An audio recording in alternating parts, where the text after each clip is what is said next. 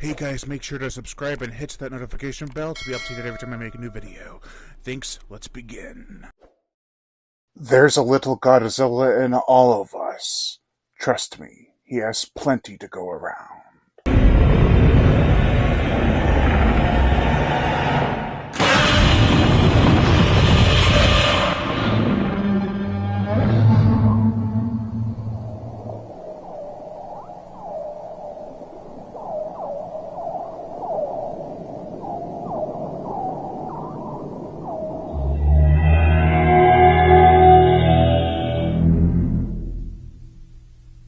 Godzilla, the 2014 readaptation of the 1954 classic.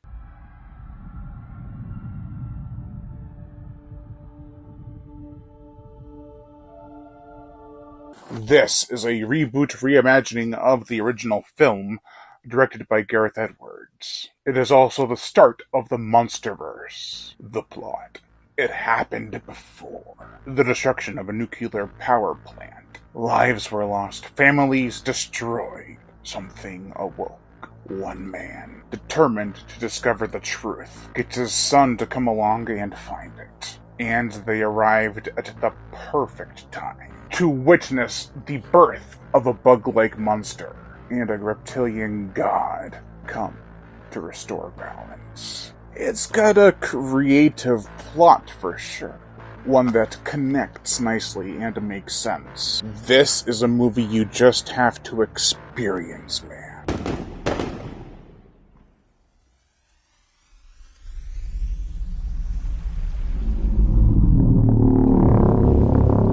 In fact, it was the last film I ever watched with my uncle before his passing. He was wondering why the monsters were fighting. It's a spectacle. There are scenes that make you grasp your hands on the chair that you're watching the film on, or sofa or couch or whatever, as well as hold your breath. It's like that one scene in Jurassic Park with the kids in the Jeep, done about 5 times and they're all effective. Certain characters, despite their roles, are a bit bland. Ford Brody, played by Aaron Taylor Johnson from Kick-Ass, he was Kick-Ass, is supposed to be an emotionless soldier, trained to keep his feelings in check. His inner struggles with the past come back to haunt him, and I do feel Johnson does give a good performance. It's just, every time I let him in close, he always tries to drag me back, and I can't put our family through that. I guess he was just too bland for most people. Dr. Ishiro Shirazawa, who is a combination of the names Ishiro Honda, who directed the original Godzilla, and Dr. Shirazawa, who is the main hero of Godzilla 1954, is played by Ken Watanabe, who also starred in The Last Samurai. In this film, he is the voice of reason. He is the Japanese connection to the monster's roots. When I first saw the teaser trailer, or one of the trailers for this film back in 2014 or 2013, depending on when that trailer came out, when they said, in 1954, we awakened something. And I was like, oh my god. I think I have a reaction to it from a long time ago. In 1954, we awakened something. And it's not even like he experienced the destruction before, caused by the monster. He knows all too well this creature's capabilities and intentions, even though he has never really seen it in action. He also has some well-executed decisions, with Admiral William Stentz, played by David Strathairn, about the morality of the military's decision-making on how to combat these monsters, the way to truly defeat them, and of the past horrors of war. The arrogance of man is thinking nature is in our control, and not the other way around. Joe Brody, played by Bryan Cranston, from 1991's Dead Space and 2017's Power Rangers, is the best character portrayed by the best actor in the film. But yeah, Bryan Cranston was also on that show, Breaking Bad. His connections to the past and the guilt he carries is portrayed perfectly by Bryan Cranston. He's desperate to find answers and gives a spectacular show. There it is again. That is not a transformer malfunction. That is an electromagnetic pulse. His character is not in the movie long enough, though. Elle Brody, played by Elizabeth Olsen from Silent House, is the concerned wife who wants to protect her son and know her husband is okay. She doesn't offer too much to the overall story, but she does give a good performance nevertheless. And then there's Vivian Graham, played by Sally Hawkins from The Shape of Water, is Serizawa's assistant. She is there to confirm Serizawa's propositions and suspicions. She doesn't offer too much, but the film looks way too dark in some scenes, especially on the Blu-ray that I used to have. Then I bought the 4K Blu-ray, which cleans it up. But I remember seeing this in theaters and being like, I can see it alright. Then I got the Blu-ray at home, like, what the hell happened? Then when I got the 4K, it's like, yeah, that's better. As for the film's overall tone, it's an old-school monster movie that takes itself seriously.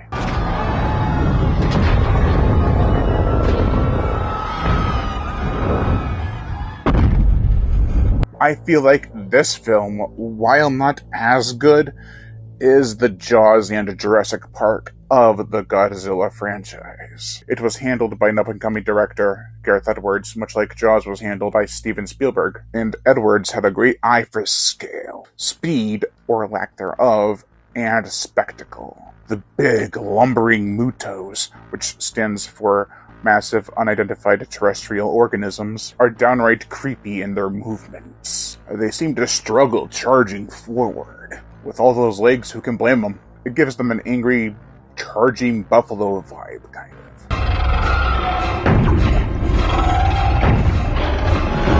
Godzilla is huge in this movie. I remember seeing this in theaters, and when the big reveal of Godzilla happened, it was astonishingly loud. That's why I call him the King of the Monsters. Also, the tsunami coming out of the sea when he comes to shore is handled very well. It could have just stopped in the streets and had been unrealistic, but they show it reaching far. Not only in the city, but all the way to the airport when the aftermath of the water is still flowing past people's feet. It adds to the realism of a Godzilla movie, and I get behind that 100%. The only problem is it only happens once and he comes out of the water again and back into the water. And there is no tsunami. One other scene that I want to mention during that one scene with the airport and everything is where they shoot the flares up. It's when he first arrives to shore. It's a chilling moment that I think really settles in well. And for me, it makes it seem like it's the first time Americans are truly seeing a giant monster come ashore. A true Godzilla, not that 1998 film. And I felt the same way as an audience member. Director Gareth Edwards really knew how to make the monsters feel massive. The scale and sizing in this movie is excellent. You see how huge these creatures are from low-angle camera shots.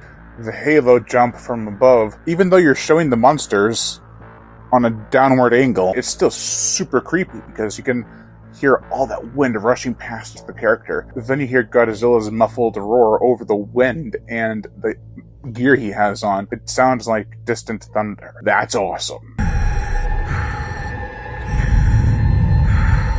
The gore, the effects, there isn't much. I mean, it is PG-13. There is no gore, certainly no bloodshed, but there is some monster action that is quite violent. We are treated to a slapping impaling and a flaming decapitation, monster-wise. For the time this came out in 2014, the effects are astonishing. The darkness did help hide the blemishes, but it was excessively dark, so even when I watched the 4K, I was like, the effects still look great. Well, I didn't watch the 4K, I watched the Blu-ray, which did have the nice color change. With a healthy $160 million budget, Weta Digital made fantastic use of the Hollywood funding. It still holds up. For the motion picture soundtrack, Alexander Desplat, yes, I have this CD, who also composed The Shape of Water, composes some haunting music for this movie. It chills you to the bone from the very get-go and never lets up. There are also subtle hints of Japanese flute work in here, which helps add to the foreign culture of the film's legacy. My favorite tracks are Godzilla with an exclamation point. It is accompanied by intense opening credits. Airport Attack, where near the end the reveal of Godzilla happens and you can hear it on the CD. And I can just imagine hearing his roar after it is over. Golden Gate Chaos, which made a scene like Jurassic Park if Godzilla was walking around there. I also like it when Godzilla makes it up to the bridge, the music stops. Very effective. Striker, there's civilians on the bridge! Hold your fire!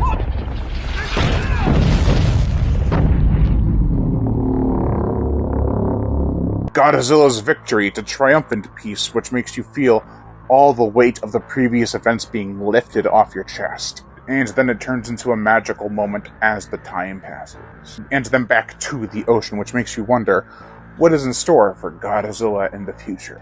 It's a very solid score. Overall, this is the American version of Godzilla that we deserved, not like how we got in 1998. Everything from the mood, atmosphere, and tone really lends a hand to making this film feel like an experience. The action, which is a bit dark depending on which version you watch, is gratifying, especially in the climax. I remember seeing this with an old friend, and they were like, it was excellent until he started breathing fire. I was like, that was atomic breath. That is a trademark of the character. That is Godzilla. He's a god incarnate for a reason, folks. Overall, I give Godzilla from 2014 a 3 out of 5. That's going to do it for this video, guys. You've been watching Sharkhouse Entertainment. Also, make sure to like, comment on as well as share this video, like my Facebook fan page and Patreon page. Both links are in the description below. And also hit that notification bell to be notified every time I make a new video. And as always, subscribe. That's right, I did a Godzilla roar. Welcome back, baby. Holy shit!